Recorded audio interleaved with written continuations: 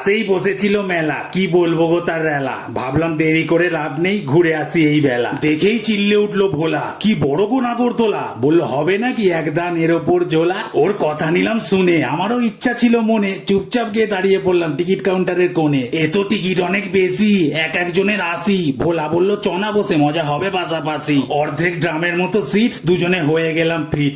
ভোলা বললো আস্তে ঘোরাবে না হলে ছুঁড়ে মারবো ইট। বেশ লাগছিল মজা, নাগরদোলা উঠছিল সোজা, উপর থেকে মানুষগুলোকে নিচে যাচ্ছিল না গো বোঝা। যেই ভর্তি হলো লোক, আমি গিললাম ঢোক। সবাই এবার চিল্লে উঠলো, এবার জোরে ঘোরানো হোক। যেই ঘুরতে লাগলো জোরে, আমি বসলাম ভোলাকে ধরে। শরীরটা আমার কেমন হচ্ছে, যাবো নাকি গো মোড়ে।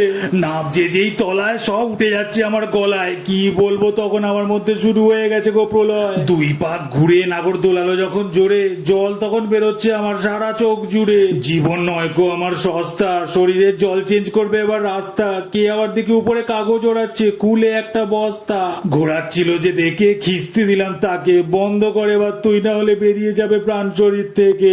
তারপর নেই কিছু আর মনে, চোখ খুললো চিৎকার শুনে। দেখি গোল করে ঘিরে আমার মুখে জল ছেটাচ্ছে কয়েকজনে। আমি বললাম আমার 80 টাকা ফেরত দে।